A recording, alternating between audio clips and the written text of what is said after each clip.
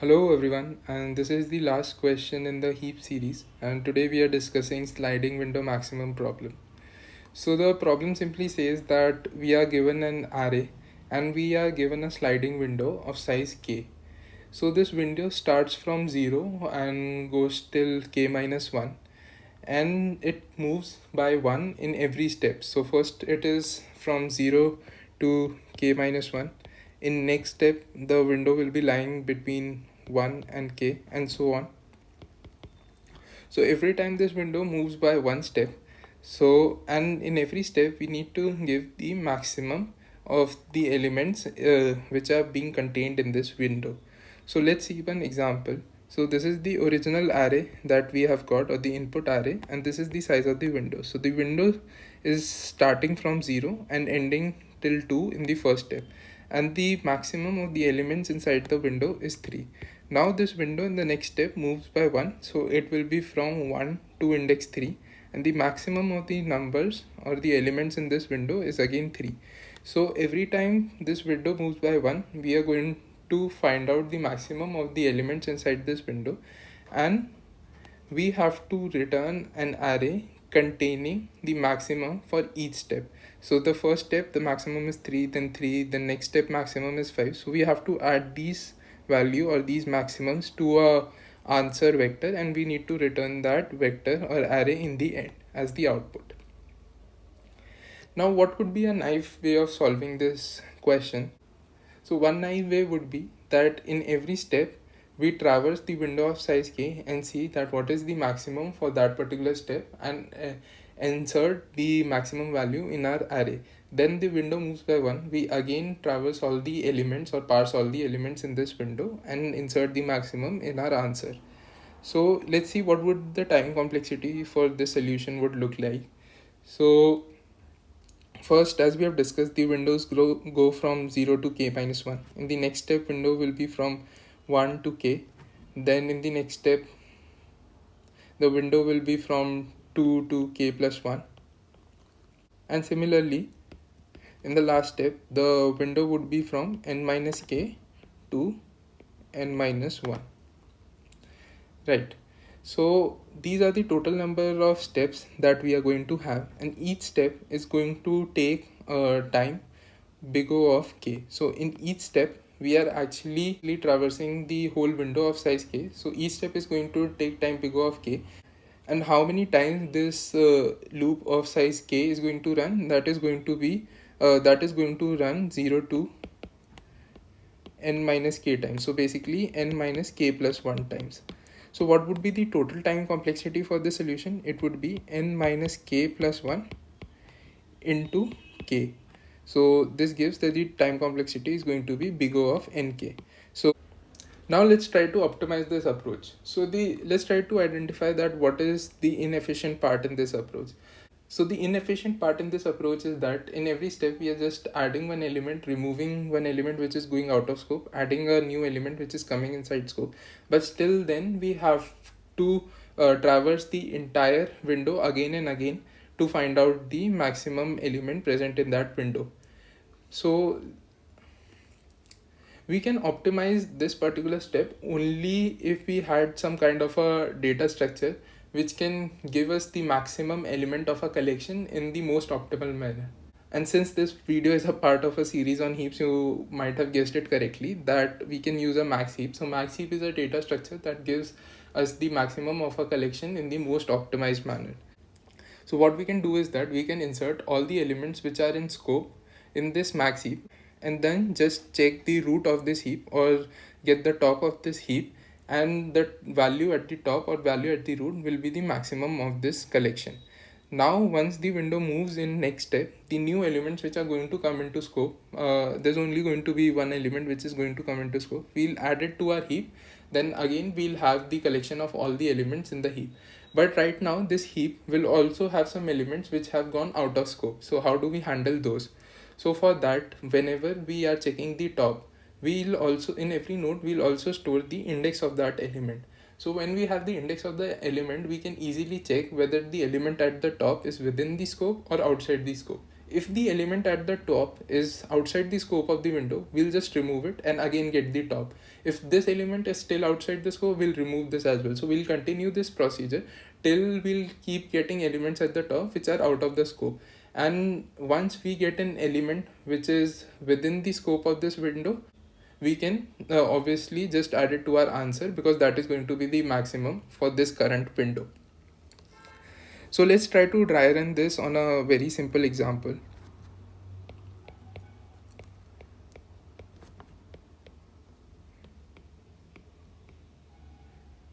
Let's say that k is equal to 3, so the size of window is going to be equal to 3, and first the window is going to lie from 0 to 2.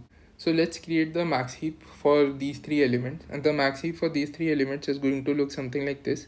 So as we said that we'll be storing the value as well as the index. So this is going to be the root node because this is the maximum number, and this is going to be this element, and this element will be present in this node.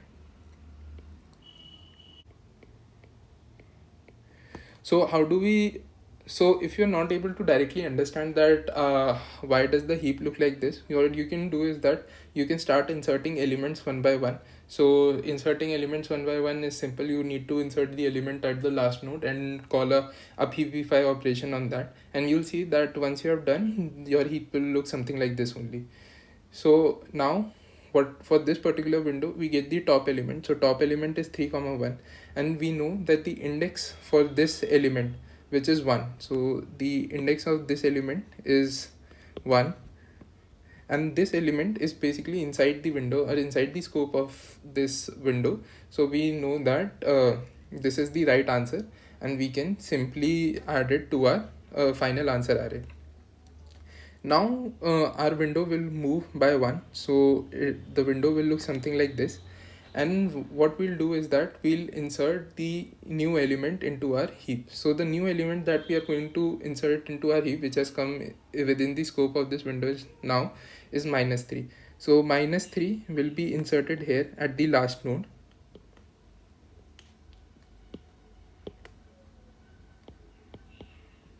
Will look something like this, and then we'll call a pp5 operation on this particular node. So we already know that we are not going to swap these two nodes since it's a max heap and this node is smaller than 1 comma 0, so no swap is going to happen, and a pp5 operation is going to end. So the heap is going to look something like this. Now we'll again we'll again check the top. So again top is going to be 3 comma 1, and we are again going to see that the value 1 is within the scope of the window. So we'll do nothing and add 3 to our final answer. Now the window will again move by 1, so window will look something like this.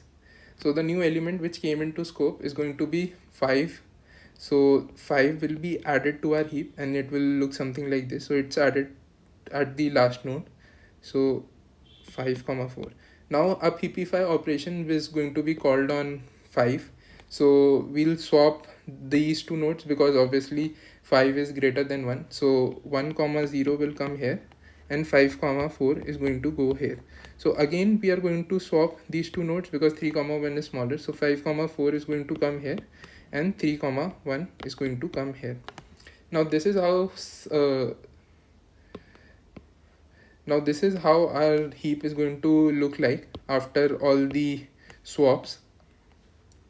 Now again we are going to check the top. So top is going to be 5 comma 4, and we know that the index 4 is within the bounds of this window, so we'll simply add 5 to our final answer. And for each window we have actually found the maximum using this heap. Now let's assume a little different case, that the last element instead of being 5 was actually 2. So before this element 2 was added, this was the state of our heap. So 3 comma 1 was here and 1 comma 0 was here. Now when we add 2, the heap will look something like this. So 2 comma 4 will come here. These two nodes would be swapped, so this will go and 2 comma 4 will come here and 1 comma 0 will come here. But as we know that these two nodes are not going to be swapped because 3 is greater than 2. So if these two nodes are not going to be swapped, we are going to check the top 3 comma 1. Now we can see that the index for the top element is actually 1, and 1 is outside the scope of this current window. So obviously this cannot be the answer, so we need to extract and remove it from the heap and check again. So if we so we again know the method for extract as well. What we do is that we simply swap the last node with the root. So this is going to get removed and this is going to come into the root, and we are going to call down heapify. So when we are calling down heapify, it is going to be swapped with its biggest child, and then down heapify will be called on the child. So 2 comma 4 is going to come here and 1 comma 0 is going to come here. Now we are not going to swap these two because 1 is greater than -3.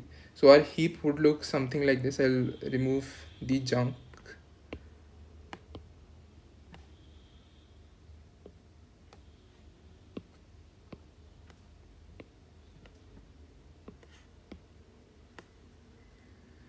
And now again I'll extract the top, and top this time is going to be 2 comma 4, and the index for 2 is this time 4, and we can see that 4 is within the bounds of the window, so we have got the maximum for this window as well. So this time we'll add 2 to our final array and return that final array.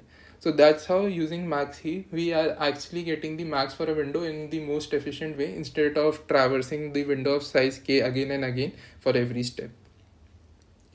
So now that we have understood the logic, let's quickly look at the code for this particular solution. So this is the main method that is going to be called, and that is going to return the answer array, max sliding window. And the inputs, as we know, is going to be a nums array, which is going to store all the numbers, and k, which is the size of the window. So here we need a max heap, so we do not need to do anything extra. The priority queue in C++ by default mimics a max heap. Now the first step of the algorithm is that we are actually inserting the first k minus 1 elements into the heap. So heap right now is empty, and at every step what we do, as we discussed, that at every step we insert the end element, the element which is present at the end of the window, into the heap and check for the maximum. So at every step, from the first step to the last step, the end element is inserted into the window. So the first k minus 1 elements for the first step, we have to insert them manually, and then we can start our final loop. So these first k minus 1 elements we have inserted manually into the heap, and the heap again is storing the element comma the index for the element.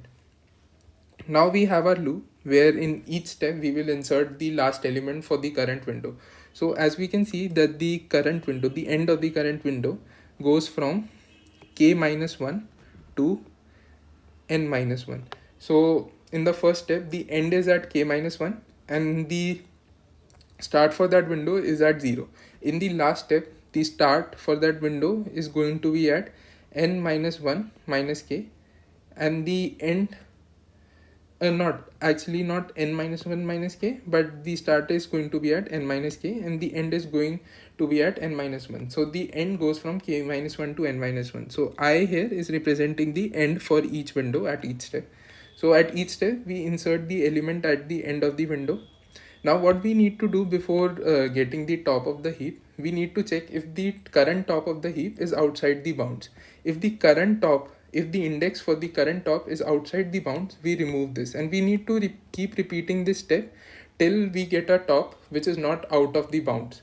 So we have put a while loop and we keep removing elements till it's not within the bounds, and once we have done, we know that the top which is remaining is actually inside the bound, and since it's at the root of the max heap, it is going to be the maximum for this current window.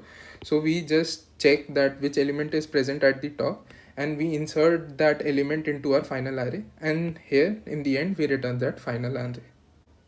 So let's discuss the time complexity of the solution. So we know that for sure the outer loop is going to run for approximately n time. So the outer loop, we can say that runs for n time. Now, what is going to be the size of the heap in the worst case? So we can say that the size of the heap in worst case is going to be n. So if you try for this example 1 comma 2 comma 3 comma 4 comma 5, you will see that the heap is going to be of size n. We will never require to the top will always be within the bounds and no delete operation will be called, and all the heap size will keep on increasing, and towards the end it will be of size n. So insertion in a heap of size n actually takes log n time. So if we have the outer loop runs for n times, and the inside of each loop we are doing an insertion operation, which in worst case will take log n time. So the total time complexity for this solution is going to be n log n. So big O of n log n. And you can see how this is an improvement over previous approach, which had a complexity of n into k. So we have definitely reduced the complexity from n into k to n log n. And we can say that we have reduced because we kind of know in the constraints in the question it is given that the order of n and k is almost same. So we have actually reduced our time complexity from nk to n log n. So with this, we have reached the end of this video. In case there are some doubts or you were not able to understand some part of this video, do mention in the comment section and I'll try to provide a much more detailed or clear explanation there itself. And if you were able to understand all the videos till now, then it's your responsibility now to go on Leetcode, pick up as many questions as you can and practice them on your own, and try to apply the logic and concept we have learned here. And I hope that you will be able to solve most of the questions. In case if there are some questions which you are not able to solve, please feel free to drop those questions as well in the comment section, and I'll try to provide a solution or an explanation for them as well. So I hope you liked this series and you were able to learn something from this series. And see you soon in another series. So till then, take care, keep learning. Bye bye.